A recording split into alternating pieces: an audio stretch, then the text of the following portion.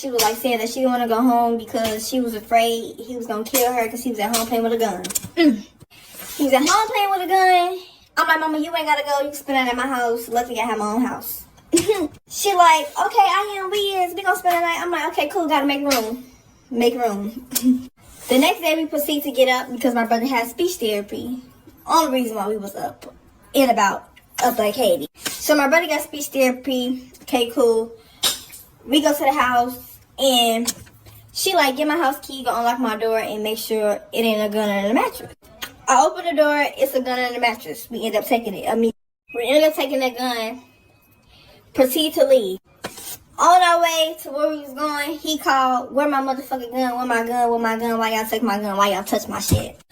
My mama proceeded to say, ain't nobody touch your shit. We don't know where none of that. Duh. Cool. She proceeds to say, ain't none, like, she don't know where the gun is, stuff, and he like, yeah, okay, cool. He hung up. Cool. We on the way to get some new tires for her car because she knows she needed them. Was gone that whole day, all day. And I was like, Mama, you hungry? She like, no, I'm not hungry. I'm okay. My mama ain't had no appetite. She stayed on the phone with her friends all day, just talking to them nonstop. We on the way home, hoping everything was not going to go for the worst, but went for the worst. Whole time, we hoping everything don't go for the worst, but it really went for the worst. I'm in there making burgers, asking everybody, they hungry. They like, yeah. Okay, cool. She on the phone with my grandma, but she also texting him at the same time. And he said he's telling her, like, I love you. I don't want you to see with nobody else. If I can't have you, nobody can. I got you some gifts. I want you to come see about your gifts. I want you to come try them on, see if you like them. Mom said no. No. I don't want it. You can have it, keep it, whatever the fuck it is. He ended up saying, I have a letter that I wrote for you and I want you to read it. He ended up coming downstairs, picking something off the floor, looked at me. I looked at him. He shook his head like, what's up? And he proceeded to walk in the room. Now they arguing. My brother saying, come here. No. Told my brother no, but ended up still coming in there because I don't know what the fuck finna go on. Don't know what's finna go on. All I know is I see the letter in the nigga hand. Instantly walk in the room. Now he said, read the letter. She like, no, I don't want to read no letter. Fuck is I'm reading the letter for? Now, this is where it gets serious. They both standing up. He have his whole full body in the bathroom. She have her body outside the restroom. So she proceeds to say, what's in your pocket? He like, ain't nothing in my pocket. What you want to know what's in my pocket for? Whole time, us not knowing, he had went and got another gun or also had somebody bring him another gun. We didn't know none of this. So whole time he thinks it's a knife in his pocket, it's a whole gun in his pocket, us not knowing. Shit. When my mama said, did you have a knife in your pocket? He said, bitch, this ain't no knife. And pulled out a gun. And all I can say is, Mama, chill. And when I said, Mama, chill, that's when he proceeds to stand right there where he was at, and he shot me from a distance. And when he shot me from a distance, he shot me. This nigga shot me. Remind you, I got shot on my left side. So I got shot in my heart, my kidney, my liver, my lungs, and then it traveled to the other side, kidney, liver, and lungs. So while I got shot, I'm like, he shot me. Whole time he going back and forth, shooting at the front door, shooting at the back door, shooting at the front door, shooting at the back door. I'm thinking my mama went outside the front door. No, she went outside the back and my brother went outside the front. So whole time I'm thinking that they running and stuff like that. I'm thinking mama and them got away. No. So whole time I'm in the closet, on the phone with the police, the ambulance. They still taking their time to come get me because I am a hostage in the house with him.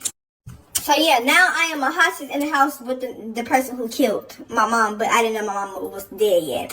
So I'm on the phone with the police. I'm going up. I don't know what to do. Like, I'm hurting. I don't know if I should sit down and get in the shower. I'm hurting.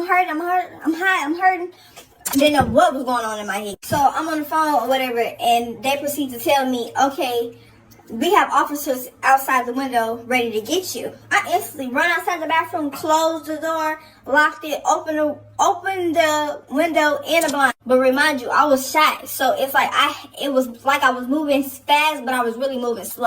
So when I got outside the window, I was just like, my baby.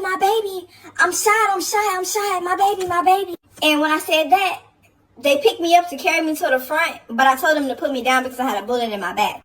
And they let me down, and next you know, my mama was dead on the ground.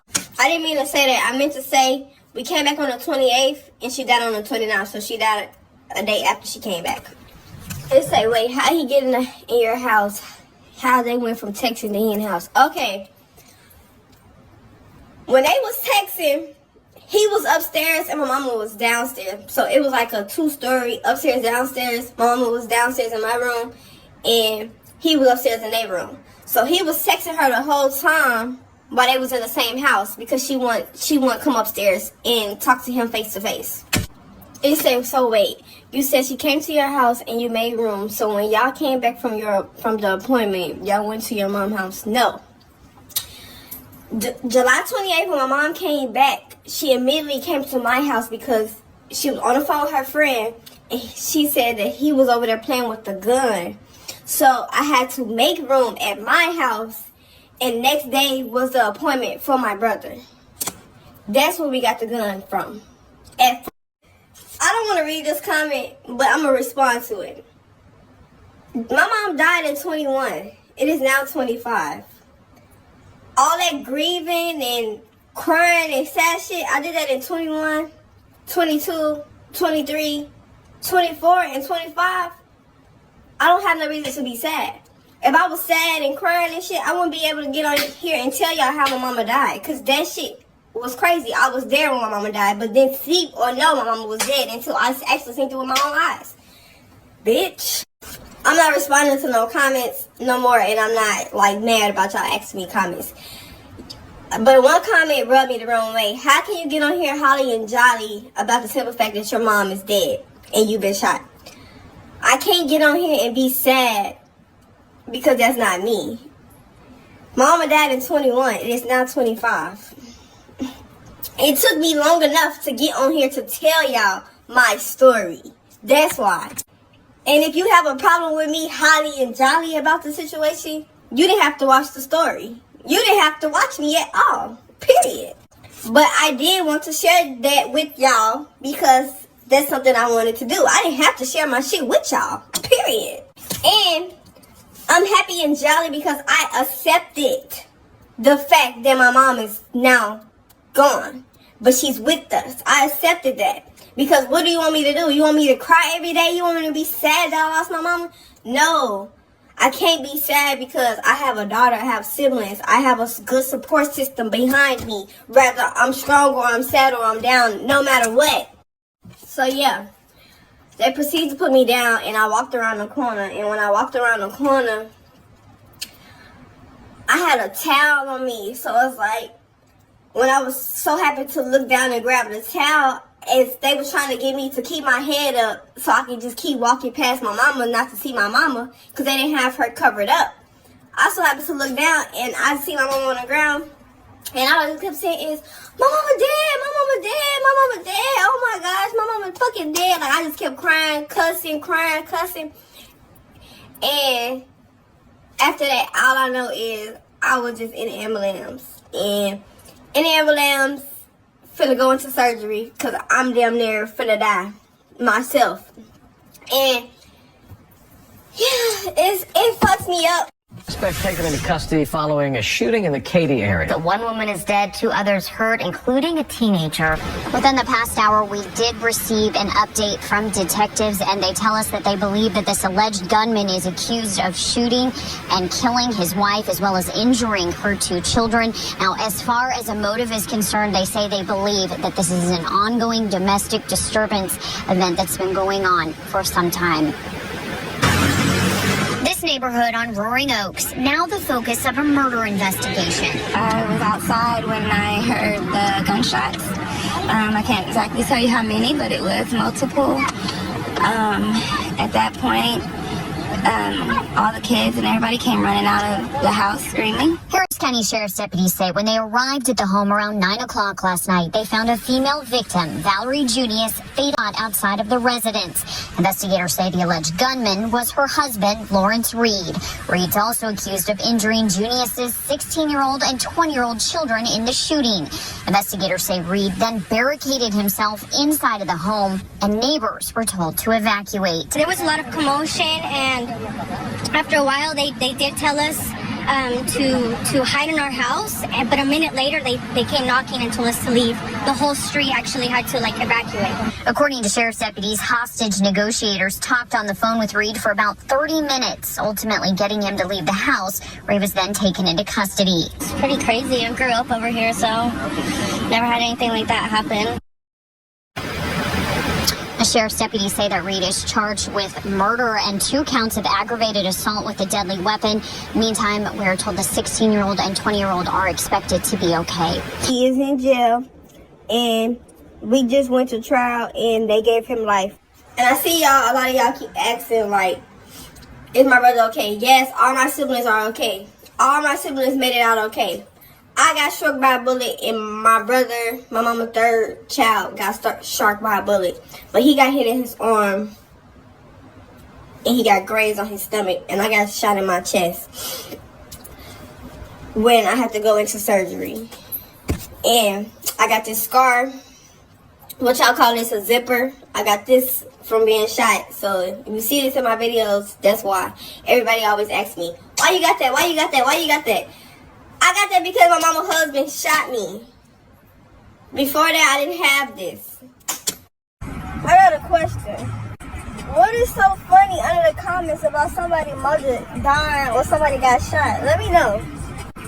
Because if it was your mother getting killed by your daddy or her husband, I don't think it would be so funny at all. Half y'all motherfuckers be getting on here laughing and I'm lying about the situation. You don't even know me in real life. And if I was lying, it wouldn't be a whole story on the news about this shit. Y'all motherfuckers just say any motherfucking thing that come to y'all mind, and y'all need to shut the fuck up. That was hard to watch, but even harder to imagine living through. She was shot, survived, and didn't even know until later that her mother had been murdered. And to this day, years later, she's still carrying the weight of all of it.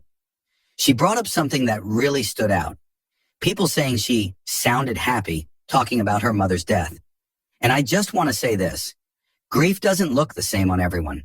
Some people cry, some shut down, and some, like her, smile through the pain, laugh a little, or speak with a calm voice, because they've had to learn how to survive their trauma without letting it consume them. What she went through is something most of us can't even imagine. Shot by someone tied to her family, not knowing the full truth until later, and now living with both physical and emotional scars. The fact that she can talk about it at all, on camera, in her own words, is a strength a lot of people will never understand. So instead of criticizing how she tells her story, we should be listening to what she's saying, because it's not about how the pain sounds. It's about what she lived through and how she's still standing in spite of it. If this story touched you the way it did me, leave a comment below. Let's show her support, not judgment. Take care of yourselves. And if you're healing from something, know that your story matters too.